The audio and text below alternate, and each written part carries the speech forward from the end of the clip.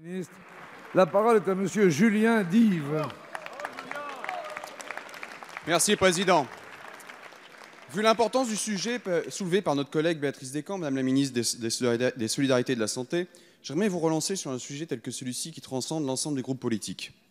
À Wattrelos, dans les Hauts-de-France, la petite Augustine, 4 ans, s'est vue diagnostiquer le 3 août dernier un gliome infiltrant du tronc cérébral. Ses parents ont immédiatement créé une page Facebook afin de donner des nouvelles à la famille au fil de la maladie. Les premières photos montrent une enfant souriante dans un costume de la super-héroïne Wonder Woman. De nombreuses familles suivent au fur et à mesure le combat d'Augustine et de ses parents au gré des visites à l'hôpital. Les messages de soutien affluent, les dons aussi, afin de financer le traitement de la petite. La maladie est toutefois incurable, inopérable, et l'emporta finalement la semaine dernière.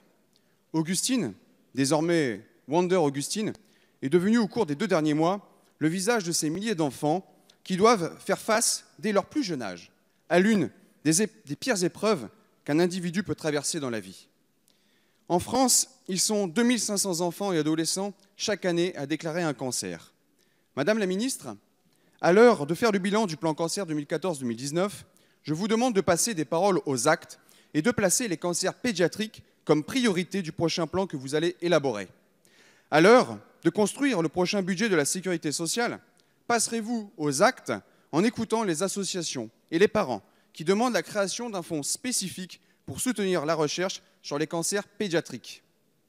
Nous ne pouvons malheureusement plus rien faire pour Wonder Augustine, sinon nous associer à la douleur de sa famille qui surmonte une situation dramatique qui n'est pas et ne sera jamais dans l'ordre des choses. En revanche, Madame la ministre, vous pouvez encore faire beaucoup pour les milliers d'autres petits héros, qu'ils aient une cape ou non, qui tous combattent chaque jour, avec courage, un ennemi qu'aucun enfant ne devrait avoir à affronter. Merci, Monsieur le député. La parole est à Madame la ministre des Solidarités et de la Santé. Merci, Monsieur le Président, Mesdames et Messieurs les députés, Monsieur le député Julien Dive, excusez-moi. Je pense que l'histoire d'Augustine, je l'ai suivie. Je l'ai suivie et je sais malheureusement que le cancer dont elle était atteinte, le glioblastome infiltrant du tronc cérébral, est aujourd'hui un des pires pronostics de cancer de l'enfant. C'est une tumeur rare, vous le savez. L'ensemble des chercheurs au niveau international se creusent la tête pour trouver des pistes d'amélioration du pronostic de ce cancer. C'est un vrai défi à la science aujourd'hui. Il y a aussi des cancers plus fréquents qui malheureusement échappent au traitement, rechutent. Et nous avons aujourd'hui 3 axes prioritaires de recherche. Le premier, c'est l'amélioration de l'accès au traitement. Nous devons imposer aux industriels du médicament de développer plus de médicaments en pédiatrie.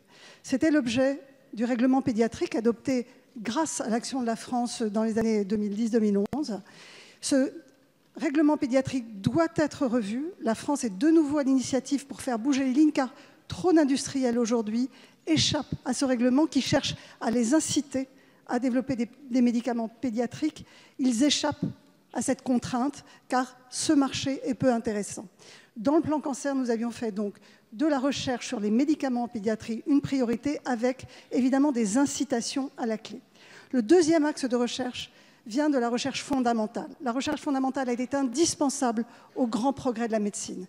Nous n'avons pas découvert l'électricité en essayant d'améliorer la bougie. Et nous savons que sur un certain nombre de cancers aujourd'hui, c'est la recherche fondamentale, non dirigée, qui permettra les plus grands progrès de la médecine. Enfin, nous devons améliorer la qualité de vie et la réduction des traitements avec les séquelles qu'ils imposent. C'est aujourd'hui l'objet de la plupart des protocoles qui sont dans le plan cancer. Et puis, nous finançons toute la cohorte des patients atteints de cancer, c'est-à-dire que nous finançons aujourd'hui le registre exhaustif des cancers des enfants pour permettre à nos chercheurs de comprendre en fait les facteurs qui induisent un cancer chez l'enfant.